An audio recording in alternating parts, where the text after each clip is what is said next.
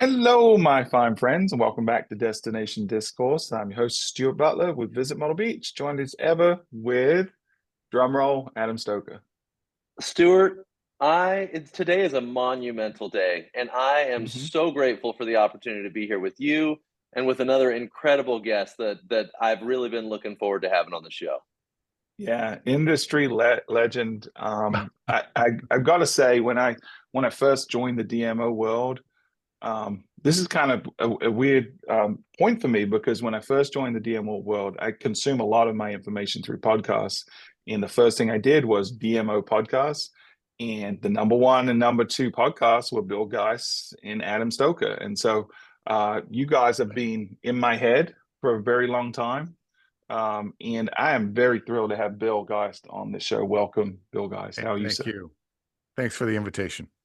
Yeah, of course. I know we briefly met once at a conference a couple of years ago, but I feel you're at a disadvantage because I feel like I know you intimately because I've been listening to your podcast for 3 years, but I'm sure you get that a lot. And we're going to get to know each other a whole lot more today. Well, hopefully disagree with some stuff and agree with some stuff and have a whole lot of fun along the way.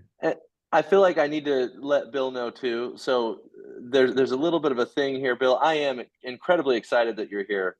But Stuart gives me a hard time for not being excited enough every episode when he introduces me. And so, yes, it is a monumental day to have you here. But I also have now the responsibility of one-upping my excitement every single episode. And I'm not sure where it's going to take us here in 6 months, a year, but we're going to kind of scale up baby steps. And who knows, maybe there's fireworks, a show behind me, a band. I'll bring a band to the show. We'll see. Maybe it's jumping up and down like Elon Musk, just jump. Yeah. That'll be what. Yeah, we want to see your belly button when you do it too. That would be amazing. I've been practicing in the mirror, and I'm debating between the Tim Waltz jump and the Elon Musk jump, and I've had a really hard time deciding who I want to emulate. Right. You should mix them both together. I think that would be great. All right, so let's jump in. So this, as you know, everyone that's listening, there's a format to this. We're going to do Stu's news, and then we're going to do the topic. The topic may surprise some people today. I mean, if anyone's been listening to Bill Geist for the last several years, you know where his head is. He's all about the board setup, about the structure, about shared community value, about really providing value to the community from the position of the DMO. And so that's what, when we reached out to Bill, I thought we were going to be talking about. And in a weird way, we are with Stu's News, but the topic is going to surprise you. So stick around for that. But before we get to the topic, it is that moment everyone's been waiting for, the greatest segment in all of destination marketing. It is Stu's News. And Stu's News today is actually brought to you. Bill had suggested this topic. So it's really Bill's news today. And I don't know, Bill, if you want to do this one, if you want to talk a little bit about this little situation going on in Duluth, and it's kind of unique in some ways, but I think it could be a bit of a warning to some other DMOs, and certainly other similar situations have happened. But you want to walk through the history here of what's happened in Duluth? I'm putting you on the spot, if that's okay. Yeah, and I think it is a warning to everyone that there are. I mean, you've got to be present in your community at the highest possible level, or you become just another nice to have agency. And I think that's what happened in Duluth 3 years ago, where the then mayor didn't understand that the DMO wasn't an ad agency. And honestly, how you could not understand the role of a DMO coming out of COVID, but she didn't. She still saw the DMO as an ad agency, which, for all of us at some point in time, if you're unsatisfied, you change agencies. Well, you can't change DMOs. And so what she attempted to do was essentially say an ad agency can do the work of a DMO. And that agency was from out of town, actually out of state. And that's, while they may have been more creative, while they may have been edgier, while they may have been better marketers, I don't know. but they didn't have boots on the ground and relationships with the businesses in the community. And that's what the mayor didn't understand. And unfortunately, the board wasn't strong enough to stand up to her. And that's where we get back Yeah. to what we do, which is board governance. And the board in every destination has to be rock solid, influential, and ready to go to war if they need to. And that board in Duluth at that moment in time essentially just sat back and let the process go. So to your Well, point, maybe that was part of the problem, right? yeah, Maybe the board wasn't educated on the value that DMO provided as well, because if they were, you would think that they would have had more of a fight in them than they did. So and I think I they think the trusted the education starts CEO. internally and works out. Yeah, I think that in a lot of cases, boards abdicate to the CEO because Mm-hmm. that's the expert in town, and they figured, oh, you got this. Good, you and your numbers and your community relations, you can handle this. And no, that's not the case, because that the CEO is one person. Those who make the decisions need to hear from more than one person. And I think that was the issue there, is the board essentially sent Anna out to solve the issue, and the issue was bigger. So anyway, what happened is, and I think it, for those of us, I mean, it sucks for Duluth, but it's a great case study for the rest of us to see just how badly things went over the next 3 years. Duluth underperforming every other Minnesota community by a mile. I mean, it was really clear that losing a DMO has an impact. And now the new mayor is intent on reconstituting the DMO. Props to him. But he also understands this is going to take 12 to 18 months to do that. And so now he's not going to renew the contract with the agency of record. Their contract ends at the end of December. And so he's got to find somebody to at least do the work. So he said at the outset, it has to be Duluthian. Sounds very Star Wars, doesn't it? Duluthian. It has to be a Duluthian agency. Well, that's not what happened. When the votes came in and the process, which sounds absolutely sound, it came out that no, actually, it's going to be an out of state agency that can do the work for the next 2 years while they reconstitute the DMO. So that's the background. Yeah, I mean, it's crazy. So, this journey obviously didn't start 3 years ago when the decision was made. The journey started in the lack of education and showing the value that was being provided by the DMO for maybe a decade plus before that. But I do think you touched on something that's interesting, which is there is a silver lining to this dark cloud for the rest of the industry. And like you said, it does suck for Duluth, and they underperformed for several years. But now we have empirical evidence of what happens when the DMO doesn't perform its function the way it's designed to perform its function. And I think the savvy DMOs are out there compiling that data and putting it in slides to have in their back pocket when these arguments start to come up, inevitably in their future if they're not careful. So there is one thing, but how does sadly, DMOs I can tell you, sadly, the mayor is taking a ton of crap for the fact that he said it's going to be a Duluthian agency and now it's not. But something, the agency that they've chosen is probably the best possible solution for them. If you can just get past that they're not located in Duluth, and you can get past the fact that they are the agency of record of one of Duluth's primary competitors. This is an agency that works internationally. I mean, you can name it.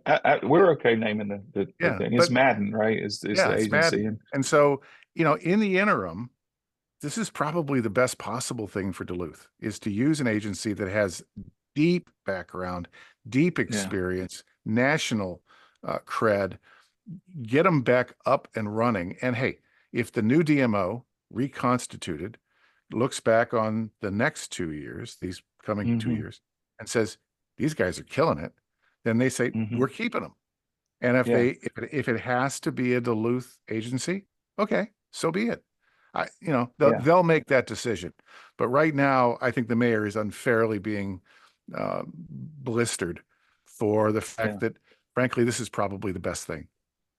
Yeah, and it's tough, right? If you have a process in place, I'm assuming they went through a pretty rigorous RFP process and they included multiple stakeholders and ultimately scored Madden above the other contenders. It's sometimes you don't have the agency in your backyard that is going to be the right fit at the right time. I mean, we've oscillated. We've used some local agencies in the past. We currently don't. But what we do is we have boots on the ground from the agencies we use that are out of town for certain things. We have a couple of folks that on our social team that work for one of our agencies, MMGY in this case, that are located here in Myrtle Beach, because we don't feel like some of that work, capturing video as an example, that you can't do remotely, right? And so, but I think what's going to be missing from Duluth, and until they fix this, is going to be a problem, is you got to have boots on the ground. You got to have people that are integrated with the community, constantly talking to their investors every day to understand what's going on. Where's the vibe? Interacting with the visitors. I mean, that's the critical part, is knowing what the sentiment of the consumer is and what's working for them, what's not, where the opportunities are.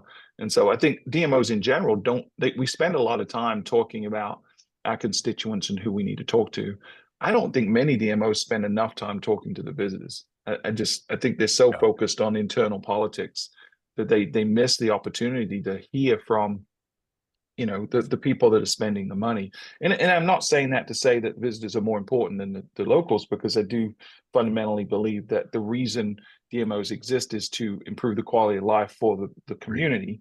And that's who we serve, but we do it through the visitors. But if the economy is being driven by the money they spend, we've got to spend time listening to the visitors. And if you don't have people in market, it's really hard to do that in a meaningful, continual way. So, Adam, what's your take on funny this? When you say this, talking about whether the agency should be from town or not from town, I can argue both sides of it, I guess. But honestly, I kind of believe that an agency from out of town, preferably in one of your feeder markets, maybe has a better understanding of how to market you than somebody local who just assumes. I mean, we did some work in a community a number of years ago where everybody in town says our number one asset is water, is we are surrounded by water.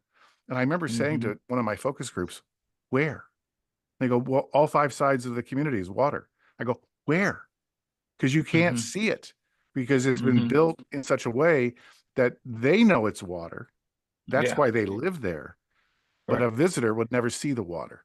And one of my favorites was, so, you say you've got to have a CEO of a DMO who lives in town. And Romy Snyder, 20-some year director of Wisconsin Dells, CVB, did not live in the Dells. And she famously said, if I live in the Dells, I won't understand how to do this job. I need to live 60 miles away so I can look at the Dells as a product and not as my home. And it's like, brilliant.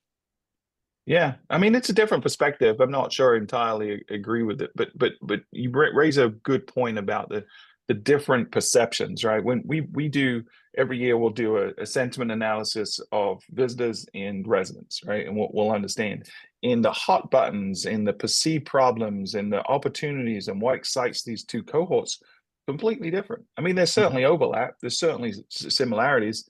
But the perception of every destination locally feels like there's a crime problem or a homeless problem or some other sort of burgeoning thing that is a hot button for residents that doesn't even show up on the visitors scale at all, right? And so we take that into consideration when we're doing our planning, because we are talking to two audiences. We've got to make sure that the visitors see us as the best opportunity for them to take a vacation or a trip.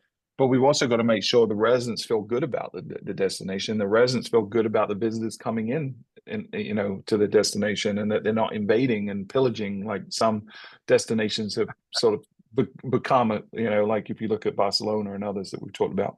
But Adam, Aaron, give us your take on this one. What's your top Yeah, level takeaway from the Duluth you, situation? there's a few things here. Number one that I want to say is I believe this may be one of the best arguments against calling DMOs destination marketing organizations, because the unsophisticated, and maybe I shouldn't use the word unsophisticated, I should say uneducated politician or board member is going to think that's all we do. All we do is marketing. And as soon as you believe that all a DMO does is marketing, you believe that you could outsource this to an ad agency and not have to pay the full-time salaries of the people and all of that. And so I think this may be a pretty good argument for DI's initiatives to change the name of a DMO to a destination organization as opposed to a destination marketing organization.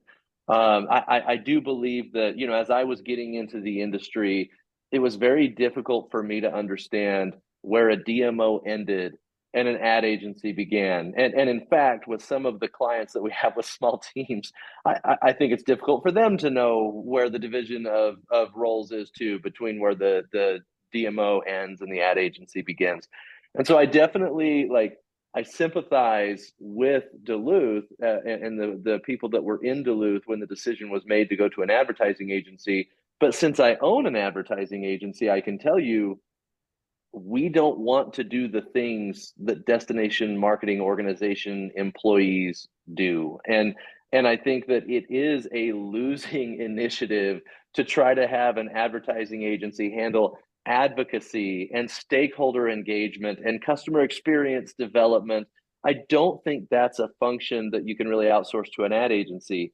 What I will say is I have a ton of respect for Madden, and I actually think Madden has made some really incredible hires over the last couple of years that I think gives them the best chance, to Bill's point, of being the agency that can possibly bridge the gap between where they are today and where they need to go. Yeah. I do think eventually they're going to have a local DMO that has boots on the ground to handle some of those non-advertising agency initiatives. And the third thing that I kind of want to touch on here is one of the biggest mistakes a marketer can make is marketing to themselves. And so many, I'll tell you, we're in the process of doing some work on our organization that actually I think on the next episode, I'll be able to share a little bit more about.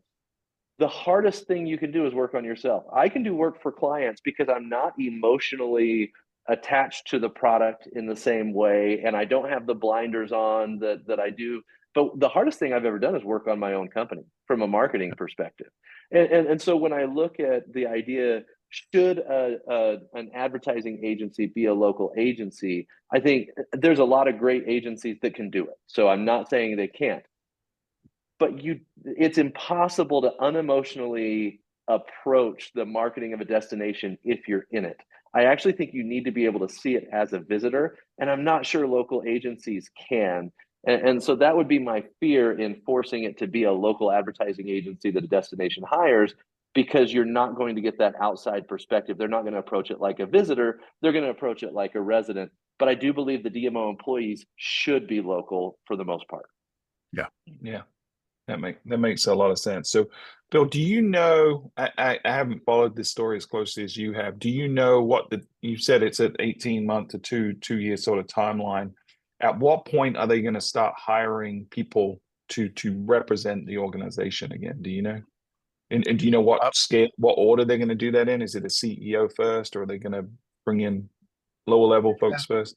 As I understand it, that process, once they get the contract done, and there is going to be some city council pushback, I think, given the amount of rancor that's going on right now. I think that decision is coming either this week or next.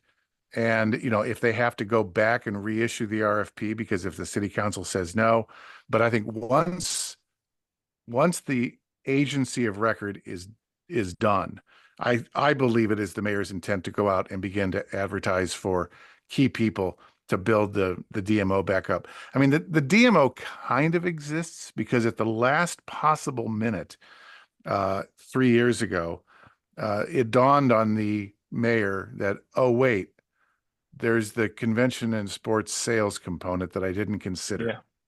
Yeah. And so she left, I don't know, $400,000 on the table, and they've got like 2 or 3 people who are doing the sales work. So, I mean, Visit Duluth exists, but now it needs to be built back up into a full agency. So who was leading the previous agency? Who was it? Was it the mayor? Was it city No, I council? mean, Who led it? honestly, it was one of the longest standing DMOs in the country. It was a 95-year-old agency, nonprofit, contracted to the city of Duluth. And Anna Tansky was the CEO. She had been there for 20 some years, first as their director of sales. And then when the CEO departed, she moved up to become CEO. Highly respected. And, it just was and she'll tell you, she and the mayor were friends.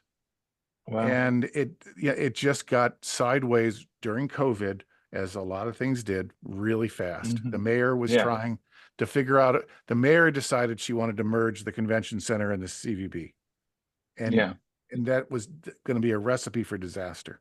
There was a lot of irrational decisions, hasty decisions, knee-jerk decisions. But that was so in the was interim, during the past 3 years, who was directing the agency that they had hired? Was they that actually, the mayor? the city actually hired somebody that worked within City Hall to manage the contract with with the agency of record. And oh, wow, yeah, it just sounds like a mess, and obviously it hasn't helped their performance. And so lessons learned all around. And what a great topic, man! I think this will be one that they'll be doing case studies on for years to come. Let's shift gears. Let's talk about the topic. So as I alluded to earlier, when we'd reached out to you, Bill, we were fully expecting you to want to do, because we reach out to guests and we say, what's your pet peeve, or what's the thing that really grinds your gears in the industry that you want to talk about, or you feel like the industry needs to hear? Because this is a space where we can have any kind of conversation. We're not affiliated with any organization. We don't feel like we have to pull our punches. We're willing to get controversial. And so we open that up to our guests and say anything you want. So I thought you were going to rail on how board governance is terrible, and in a lot of cases, and you came back and you said, I want to, which it is. Maybe that's the second episode we'll come back and do. But you came back and said something that really got me excited, because it's one of my pet peeves. You said calendar of events on the DMOs websites. And I just love it. So first of all, before we jump into the topic, why was that the thing that came to the top of your mind? Obviously, it's something that's been grinding your gears for a while, huh? For years. Yeah. And to Adam's point just a few minutes ago, you can't work on yourself. You can't market to yourself. You can't market to your own interests. And this is clearly, full disclosure, this is my problem. I come to a community. I'm on the road 180 days a year. And most nights I'm in my room working on the next day's focus groups or whatever. But there are those nights where I've got a free night, and I'm a music guy, right? So I go to dinner, and now what? And I can tell you, I was actually at a Destinations International event in Minneapolis, I don't know, 10, 15 years ago. And I went to the concierge and I said, hey, I went online. I can't find shit about music or anything going on. Is there, what's going on tonight? And he just looked at me and he went, nothing. And then of course, the next day at breakfast, I bump into a friend who says, I thought for sure I would have seen you at the Blues Club around the corner. I said, what? I said, so this community just lost 100 of my dollars that I would have dropped at this Blues Club, right? And I think that destination marketing organizations have absolutely failed for the most part. There are some that rock it, but most of us, our calendars are great on weekends. We got all the festivals, we got all that stuff, got it locked down. And then we're pretty good till 5 or 6 p.m. And after 6 p.m., it just is like nothing. And it's like, okay, I get that research shows that only 20% of hotel guests will venture out after dinner. That's still 20%. Yeah. I mean, I remember laughing when the director of Colorado tourism, when pot became legal there, said, we're not going to promote pot, because our research shows that only 10% of people will actually travel to a destination to smoke. And I remember saying to her, only 4% of Americans ski, and you're kind of into that. So it's like 20% of every hotel guest would rather go out and do something, and we're not giving them the opportunity to do that. And you wonder if that number would go up too if we gave them more opportunities. Right. Maybe it's a self-fulfilling prophecy, right? Where because they don't have options, they're not going out. The argument, so the argument I get, I remember sitting in a session at DI a number of years ago, and a CEO indignant that somebody suggested she should add staff to, because you really have to, because your club owners and your restaurant owners aren't going to supply you with the information. They're just not. So you really have to add staff to do this. And that's a cost. I get it. And she says, I am not going to handhold these people. If they want their events on my website, they're going to go to the website, they're going to fill out the form, or they're going to call us. I am not going to babysit these people. And I remember looking at her going, who does this help and who does this hurt? This hurts everybody. It hurts the club owner. It hurts the destination. Locals are going to say there's nothing to do here because they don't know that there's, I've been to communities where, the arts and culture community says we've got something every single night of the week, and it's not on the website. I said, well, you call it in? They go, well, no. So I don't know where that balance is. All I can say is my absolute favorite private sector play was a guy, I'm assuming he's still there. I haven't talked to him in probably a decade, but he was a guy in his 60s who lived in Sarasota, Florida. And I met him, and because I found his website and I found it spectacular. It's called gotonight.com. It's still in play. It is not a good looking website. It is bare bones. It's right. But he has grown it over the past 10, 15 years, 250 clubs from Tampa to Venice load their information in every week. For money. He charges them. Wow. And they do it because if they don't, they'll miss out. He has educated those 200 some bars and restaurants to understand that everybody goes, when you're in the Sarasota, Tampa area, you go to gotonight.com, and there's, 30, 40X tonight somewhere along the coast. And we actually have someone like that. The model works, right? Yeah. It's just, it can. Yeah, it takes a lot of effort and what time grinds my and gears commitment. is that we haven't figured that out. And we should. Well, it's we're all tapped in terms of resources. We all could use more time, more money, right? And so we individually get to choose how we allocate our resources, the time and our money. And it just seems to me that we as a industry have not prioritized, and I include ourselves in this. We haven't prioritized calendars of events to the level where we are allocating the resources, and I think that's probably a mistake. It's something we're rethinking. We actually have a local person similar to what you were talking in the Tampa area, in Myrtle Beach, and he manages a website called Myrtle Live, and it lists out. He's developed relationships with 200 local facilities and all of the local bands and even the regional bands that come in and play here. Because during the summer, people don't know this about Myrtle Beach, we have over 20,000 live performances a year. So you do the math on that, right? During the summer, we got 100, 150 live performances going on every single night of the summer. And so he documents that. And you can go to myrtlelive.com any day, and it will list out by geographic region. Here's all the performances that are going on every night and where they are. And, it's like you said, it's not pretty. It doesn't have a lot of functionality. It's just sort of a PDF that he puts up there every day, but he has nurtured that he's been doing it for at least 20 years that I know of.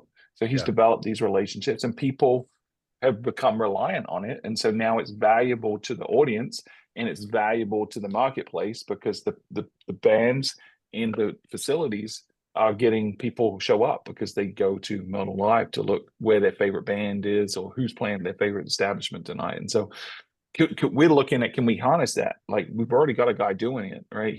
I don't know if he's making money on it or not, but we can pay him some to get access to that data and find a better way to present that information to the consumer that we're obviously attracting that he's not. So why do you think, obviously there's value in calendar of events, but why do you think it is it because it's difficult, or is there another reason that we don't, as an industry, prioritize it to the level that we probably should? My friend John Groh at the Rockford DMO in Illinois once said, he goes, the reason that we don't do a good job of calendaring after 6 p.m. is that's not when we're in the office. Right. He says, we don't know these people. We know the people who work, 8 to 5, but we don't know the people who work at night. And that's where I think, those communities that have installed a nighttime mayor or have a nighttime economy that really is a focus, I think have a leg up. And obviously for most communities, that's just not feasible. Right. But I gotta love what Chattanooga did a number of years ago. They hired somebody to try to uplift their nighttime economy at the DMO. And on most days, she would show up at work at like 2:00 in the afternoon. She'd do email and a couple of meetings and stuff. And by 4, she was on the street, and she'd be popping into restaurants and taking a picture of, the chef, doing tonight's special and post it. And then by 7:00, she's in the clubs doing little 15-second sound checks, right? And posting it. And that it just uplifted the entire community, because you focus on the fact that there is life after dinner. And I think that for most of us, you get back to this, this old school, you do no marketing within 50 miles, which is, a vestige of when hoteliers were, populated our boards. And they didn't believe that anybody from 50 miles away would not drive home, so they weren't worthy of marketing. And yet, you have this issue that if I am within 50 miles, I can go home after dinner. Give me a reason not to. Give me a reason to spend the night. And that's going to be comedy, jazz, theater, something. And I think that I think we've missed on the fact that, that this is going to take at least, depending on the size of the community, this is going to take at least a half-time person to be on the phone every day, to be, pouring through the newspaper listings, the online listings. I mean, it's time-intensive work. I get it. But I really do believe that it has a huge upside to keep people in town longer than they normally would stay. Yeah. I mean, we see on our website that it's the calendar of events is I think it's our third most trafficked section, but behind the homepage and the accommodations page. The calendar of events is the third most trafficked. But I would say that Myrtle Beach, I mean, you are an iconic destination that people don't need an event reason to come to. Right. They're coming because you're Myrtle Beach. If you're Austin, Minnesota, or Kankakee, Illinois, okay, I don't think the accommodations page is first. Homepage is. I think it's got to have to be events, right? It's what can I do there? So. Yeah, it makes sense. Adam, I've never known you to be so quiet in your life. Maybe it's because Bill and I like to talk a lot, but chime in. No, I think as I listen to this conversation, I can actually see a couple reasons that I believe this isn't happening. And one of the reasons I think is the old adage that one man's trash is another man's treasure. And I think it goes back to what Bill was saying earlier about people shouldn't market to themselves. And I think destinations and destination employees define events differently than visitors do. And I think that may actually be the crux of why a lot of these events don't make it onto the calendar. That we're looking at festivals and tourism events in our mind. But when I say one man's trash is another man's treasure, because events that happen on a nightly basis in a destination, regardless of visitation, to a destination might not feel like events worthy of being on the calendar. But for somebody who's never been to the destination, that's never experienced that club like you're talking about, that's an event to them. That's something to do. And so I think we may need to redefine what an event is for destination organizations. So it's like an event is anything that someone can do and pay to do while they're in town. It's not a tourism related event that has like this value that I can push out there on an ad and say, you need to come this weekend because this event is going on. It's you need to provide on your calendar of events everything someone can do that day in the destination. And that's going to include a lot of things that don't feel like events to you. And so I actually don't think it's a laziness issue in a lot of cases. I think it might be an ignorance issue. Excuse me. I think it has more to do with the fact that we're not looking at events as an industry the same way a visitor would. And we need to figure out how to connect those dots. Yeah. Yeah, I think you raise a good point. I mean, I think things like happy hours, right? Maybe the local bar has a band and you know that's happening every Tuesday, or trivia night or something like that. And yeah, you sort of, you can't see the forest through the trees, right? And so yeah, you've got me thinking differently about how we want to tackle events. Now, it does lead to another challenge though, right? And I think this is a problem that DMOs have in general, is how do you present events in a hierarchical way that actually is valuable to someone that's coming? You know, a lot of people will just dump a list of events and then you'll see, okay, well, they've got these 3 theaters that are showing the same show every night. And so if you look at the weekly calendar, it's just dominated with like this one thing. So being able to serve the information up to someone in a relevant way is the problem that you're going to create if you just add literally every event. Now you're going to get me talking again, because this is another thing that just drives me crazy with destination websites. And of course, the calendar of events is a component of a destination website. But one of the most critical things to do on a website, and what we're trying to work to solve even with our own website over the coming weeks, is we need someone to self-identify when they get to a website as quickly as possible, and then serve the content that's relevant to them in every category of the site. Now, have I solved that problem for DMOs yet? No, I have not, because it's much more complicated than it sounds. But the idea that we can't identify what type of events are going to be most interesting to the visitor, and we're just going to show them this massive count, like in Myrtle Beach, you're talking hundreds of things that now are classified as events per day. So when somebody clicks on the calendar of events, before showing them everything, why aren't we saying, well, what are your interests? What type of things would you like to do? And then we can filter those events by what's going to be most relevant to that visitor. This is how destinations need to be thinking about visitors and events, and even serving any information to a visitor. Let's find out who they are first so that we're not overwhelming them with a mountain of content. Yeah, and we talked about this a couple of episodes ago about having a conversation with the consumer, right? And giving them choice is important, but choice isn't by having a little icon at the top right that allows them to filter, right? That's not choice. Have a conversation with them. Serve in the content questions that have meaningful results. So if I select something, then I know that what's going to happen. I mean, are you interested in happy hours? Yeah, here's a bunch of happy hours. Are you interested in live music? Oh, here's some bands that are playing, and here's some information and videos about those bands so you can learn a little bit more about their vibe, and make a contextual conversation that's enriched with video, enriched with multimedia. It's not just a blog or whatever it is that normal even events together. Even something as simple, Stuart, as, have you booked your trip yet? Because if you know if somebody's already booked their trip, the events that are going to be relevant to them are different than if they haven't booked their trip yet. And so even asking questions like that should filter down to the calendar of events so that you know what type of things to show them. Again, I haven't solved this entirely, but I'm also not like the leading web development organization in the destination marketing industry, although there's a couple that purport to be. I would love to see them solve this problem. Yeah, I haven't seen that they've solved it either. I mean, there's a geographic, to your point, Adam, is, okay, have you booked your trip? Great. Where? And obviously for smaller destinations, not a big deal. But for a destination like Myrtle or any large footprint, is, oh, Mhm. you're on the east side. Okay, Yeah. here are the things that are within 5 minutes of you.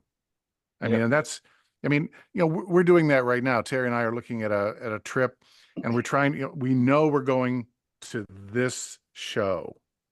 So how do we find the hotel and the restaurants that are within walking distance? And that continues to be a challenge. Yeah. I mean, it's getting better, but it's still not easy, but we do it, right? And to your Yeah. point, I mean, you're right. Everybody's a little different. I mean, there are people who want to do, and you know, you want to talk what grinds my gears more than calendaring. It's New Year's Eve. Because this is totally personal. Madison doesn't know how to do New Year's Eve, has no clue how to do New Year's Eve, but it has no clue for somebody like me and Terry, because what we want to do on New Year's Eve may not be a champagne toast and an elegant dinner. We want to get as sweaty as possible on a dance floor with an R&B band that has horns. That's what we want. And I Yeah. can't find that anywhere. And we've spent hours in the past couple of weeks, and we'll go anywhere in the country. We don't care. Looking for that moment, you know, show me that band, show me that club. And it's like, call me, really, call me. Yeah. Anybody who's, Yeah, anybody So who's who watching wants and the listening, call me. honor? Who wants the Oh, honor of having Bill Geist in their destination on New Year's Eve build this event, and he will be there? yeah, sweaty That's Bill Geist too, not just Bill very Geist, but sweaty, Bill sweaty Bill guys. Geist. You're not going to want to Yeah. be anywhere near me at midnight. So yeah. Yeah, it's so true. But I think, you know, tying this conversation back to the Duluth conversation, I think, you know, events, and this was touched on, but I want to dig into it a little bit. Events are as valuable to the local community as to the visitors, not just the residents who will attend the events, Yeah. but also the businesses, right? That if we can drive more people, especially to the smaller establishments, the restaurants, the bars that are working on a wafer thin budget, if we can drive more valuable traffic, people that are going to drop more money at their establishments, they're going to put on more events. It sort of becomes this self-fulfilling thing where the more events are successful, the more events you're going to have, and then the more gravity that creates to attract more people to the events and to your destination. And so it's a vested interest. Not only does it improve the quality of life of our residents, it improves the quality of our businesses, and then it just creates a flywheel. So Well, man, yeah. And then it you've gets to got me economic energized development, here. right? Yeah, it becomes Because economic now, development. I mean, you've got the economic development people who are, you know, courting this, you know, who knows, 500 person business to locate in your community. They have to know there's something that those executives and employees can do at night, can Yeah, do with their families, and you know, if you've got nothing, I mean, we're working in a community right now that frankly their number one need from economic development is a 4-star hotel, because they yeah, can't bring clients in, economic development can't bring clients yeah, in and put them at their existing hotels because yeah, they're crap. And yeah. so what kind of message does that send to, you know, a major employer who wants to come to your area? I think that calendaring goes as far as economic development. Yeah, yeah, I agree so much. Yeah, I mean, you really energized me today. I think we're going to take a hard look at a whole calendar uh, situation in 2025. I think there's another piece to the calendar that is really valuable to the community overall, and that is a shared knowledge of what's going on in your community, so that organizations don't cannibalize each other. You know, and so Correct. you know, Myrtle Beach obviously is 60 miles, and it you can have multiple festivals going on along the Grand Strand at the same time, but it's you often get events that maybe aren't public events, or maybe they're public to a degree, but they're organizations, annual meetings or fundraisers and things like that. That I think the DMO could play that lead role in making sure all of those Mhm. stakeholders are on the same page, so we're not cannibalizing each other and putting our same fundraisers on the same date and asking the same people to attend and things like that. And so that's another way we can improve the quality of life for our community, is just by being that sort of conduit for and being a leader in our industry at helping other people not make that stupid mistake of Yeah, cross scheduling. Like it Stuart, happens inevitably, right?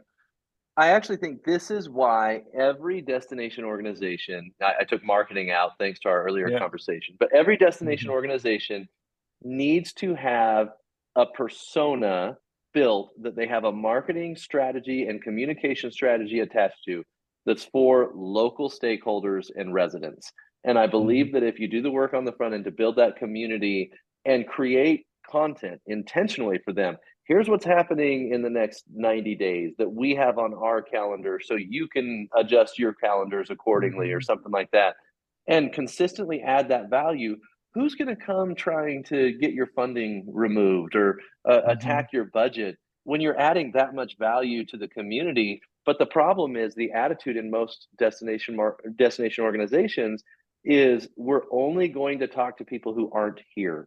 And I really believe that you're skipping so much of the tangible value you can provide to your stakeholders by amplifying the message internally as much as you do externally.